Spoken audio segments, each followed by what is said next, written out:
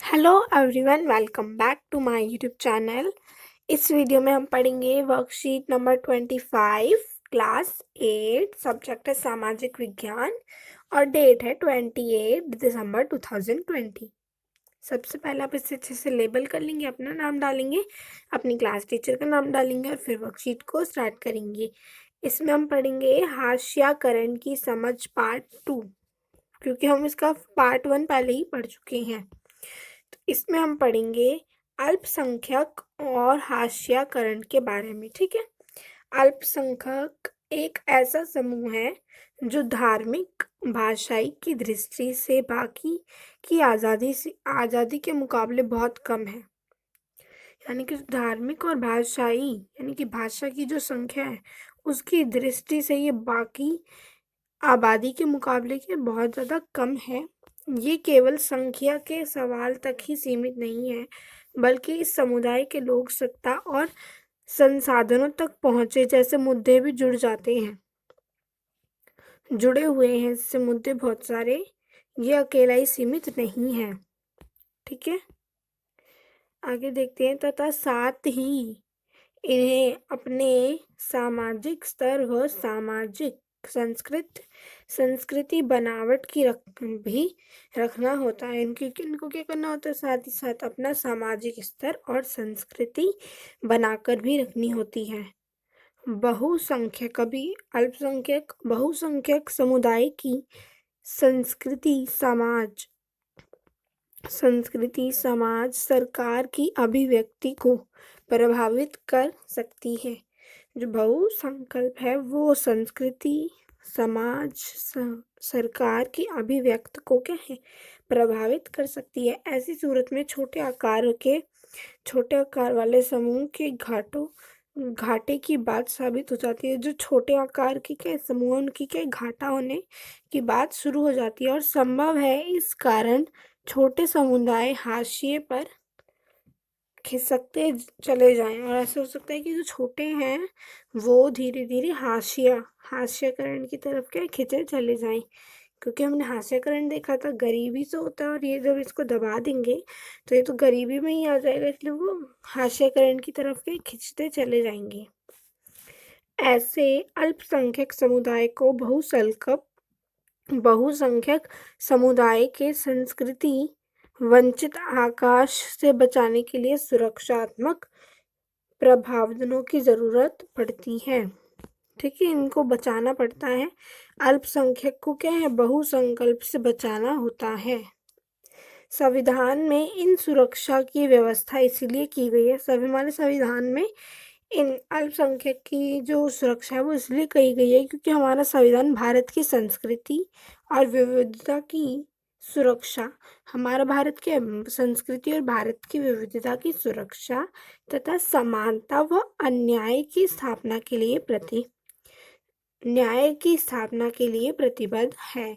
जो हमारा भारत है वो भारत में संस्कृति विविधता की सुरक्षा और के साथ ही समानता न्याय की स्थापना भी करना चाहता है। इसीलिए क्या है, हमारे संविधान में अल्पसंख्यक को बचाने की, रक्षा करने की क्या लिखी गई। कानून को कायम रखने और मौलिक अधिकारों को साकार करने में न्यायपालिका की एक अहम भूमिका होती है। यानी कि जो मौलिक अधिकार है उनको साकार करने में जो न्यायपालिका है उसकी एक अहम भूमिका होती है। अगर किसी भी नागरिक को ऐसा लगता है कि उसके मौलिक अधिकारों का हनन हो रहा है तो वह अदालत में जा सकता है। यानी कि जो कानून के जो कायम है वो मौलिक अधिकार को क्या है, न्यायपालिका हमें भूमिका है, मतलब मौलिक अधिकारों को साकार करने में न्यायपालिका जो सबसे बड़ी भूमिका निभाती है।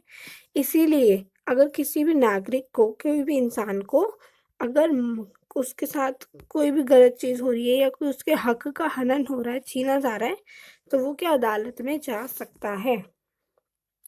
दूसरा, मुसलमान और हाशियाकरण। अभी हमने अल्पसंख्यक और हाशियाकरण देखा, अब हम देखते हैं मुसलमान और हाशियाकरण। भारत की जनगणना और 2011 के अनुसार मुसलमानों की संख्या को हाशियाई समुदाय माना गया है। यानी कि 2011 के अनुसार मुसलमानों की जो संख्या है उसे हाशियाई माना गया है। विभिन्न स्रोतों से प्राप्त जानकारी अनुसार मूल भूमि सुविधाओं, साक्षरता और सरकारी नौकरी के हिसाब इनकी स्थिति दूसरे समुदाय के मुकाबले कमजोर रही है। मतलब कि सारी सुविधाएं, यानी कि मूलभूत सुविधाएं जो हमें चाहिए, ज़रूरत है, साक्षरता, सरकारी नौकरियां, इन सब क्या इनको हमेशा ही कमज़ोर रहे हैं, इन सब चीज़ों में नहीं मिली। माननीय न्यायमूर्ति राजेंद्र सच्चर की अध्यक्षता में बनाई गई समिति 2005 की रिपोर्ट के अनुसार, किसने बनाई थी? राजेंद्र सच ने बनाई थी। राजेंद्र सच्चर ने बनाई थी। समिति 2005 में बनाई थी। रिपोर्ट के अनुसार क्या होता है?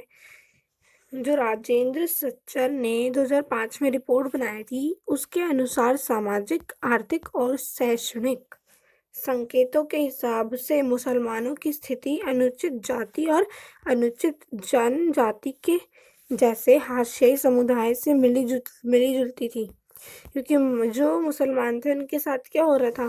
अन्याय हो रहा था उनके साथ वो जाति का भेदभाव हो रहा था, इसीलिए वो क्या हाशियाईकरण में, हाशियाई समूह में क्या थे? शामिल हो गए थे। दूसरे अल्पसंख्यक की तरह मुसलमानों के भी कई रीति रिवाज, जो दूसरे अल्पसंख्यक हैं, उस अल्पसंख्यक उनकी रीति रिवाज और व्यवहार मुख्य धारा के मुकाबले काफ़ी लोग अलग हैं। ठीक है, सब नहीं, लेकिन कुछ मुसलमानों के बुर्का, सब नहीं लेकिन जो कुछ मुसलमान हैं वो बुर्का पहनते हैं, लंबी दाढ़ी और फेज टोपी का चलन दिखाई देता है। जो उनके मुसलमान क्या करते हैं? बुर्का पहनते हैं, लंबी दाढ़ी होती है और वो कभी कभी फेज टोपी का चलन भी दिखाता है। तो बहुत सारे लोग, सभी मुसलमानों को इन्हीं निशानियों से पहचानने की कोशिश करते हैं। जो बहुत सारे लोग हैं ना, वो इन्हीं निशानियों से उन्हें पहचानते हैं। इसी कारण अक्सर उन्हें अलग नज़र से देखा जाता है। इसलिए क्या होता है? उन्हें अलग नज़र से देखा जाता है और यही सोच उनके साथ गलत व्यवहार करने और देखभाल का बहाना बन जाती है। यही क्या होता है? उनका देखभाल का बहाना बन जाती है। यही बात उनको क्या है? सबसे अलग कर देती है। और कभी कभी यही पूर्वाग्रह, घृणा और हिंसा को भी जन्म देता है। और कभी कभी ये चीज़ें क्या होती हैं? पूर्वाग्रह, घृणा और हिंसा को भी जन्म देता है। निरशक हाशियाकरण का संबंध अभाव, पूर्वाग्रह और शक्तिहीनता के एहसास से जुड़ा है। हमारे देश में दलित भी इसी तरह का एक समुदाय है। हमारे देश में दलित भी क्या इसी तरह का एक समुदाय है। हाशियाकरण से कमजोर सामाजिक हैसियत ही पैदा नहीं होती, बल्कि शिक्षा व संसाधनों तक भी बराबरी मिल जाती है। इसमें क्या शिक्षा तक और संसाधनों तक भी क्या बराबरी मिल जाती है हाशियाकरण में। इसके बावजूद हाशियाकरण का जीवन भी बदल जाता है।